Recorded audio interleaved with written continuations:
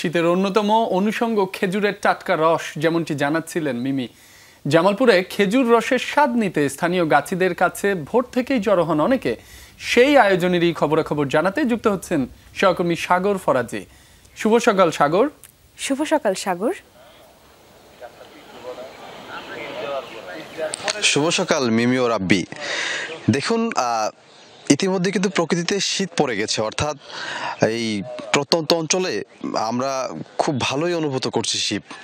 আমি আসার সময় কিন্তু হাড় কাঁপানো, অর্থাৎ মানে কেঁপে কেঁপে আসার অবস্থা হয়েছে।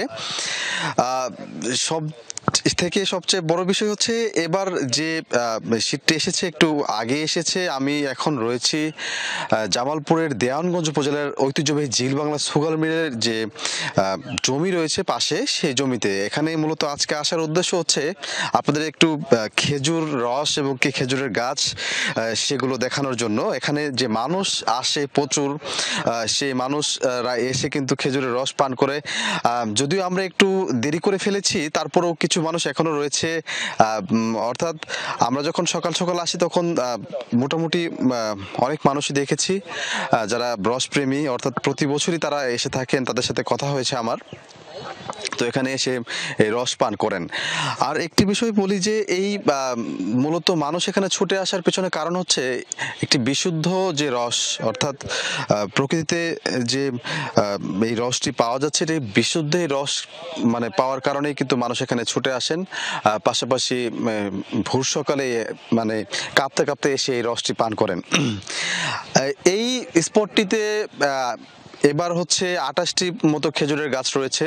এই প্রত্যেকটি খেজুরের গাছ থেকে কিন্তু রাতে হাঁড়ি দিয়ে রাখেন, পরবর্তীতে সকালে উঠে সেই হাঁড়িগুলোকে যারা গাছি রয়েছেন তারা কিন্তু এই রসগুলোকে পেরে পরবর্তীতে মানুষের মধ্যে আর কি বিক্রি করে থাকেন। এবারে প্রত্যেক গ্লাস রস কিন্তু রাব্বি 20 টাকা করে যাচ্ছে।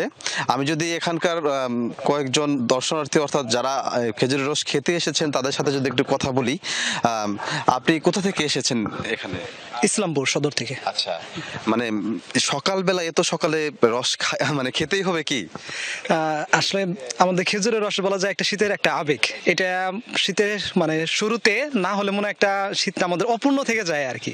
এর জন্য শীত মনে হলেও কষ্ট হলেও তারপরে আমরা মানে অনেক ভোরে শীতের মাঝে উঠে তারপরে বাইকে হাড় কাঁপানো শীতে বলা যায় আমরা আসছি আর কি।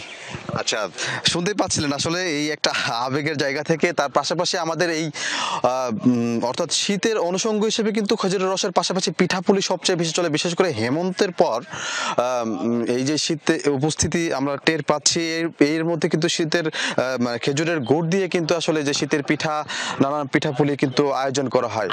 আর একটি বিষয় বলে রাখি যে এখানকার যারা আশেপাশের, এই জেলার যারা আশেপাশের মানুষ রয়েছে, এই একটি মাত্র স্পটে কিন্তু মূলত খেজুরের রস পাওয়া যায়। সেখানে নারী পুরুষ সহ সব বয়সীর, বিশেষ করে যুবকরাই কিন্তু বেশি এসে থাকেন এখানে।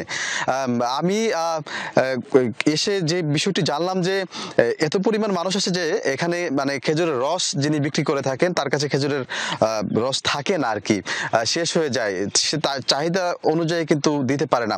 তো সব মিলিয়ে যদি বলতে চাই যে জামালপুরের এই জায়গাটি এখন এই খেজুরের রসের জন্য বিখ্যাত হয়েছে। রাব্বি আর মিমি, যদি একটু আগের ঘটনা বলি, জুবায়ের ভাই আমাদের রয়েছেন, তিনি কিন্তু খেজুরের রসের দাওয়াত চেয়েছিলেন। সেই জায়গা থেকে আপনাদের দুইজন সহ আমাদের কলাকুশলী যারা রয়েছেন তাদেরকে জামালপুরের ঐতিহ্যবাহী যে পিঠালি রয়েছে, পাশাপাশি খেজুরের রসের দাওয়াত থাকলো। রাব্বি ও মিমি। সাগর, আপনাকে ধন্যবাদ।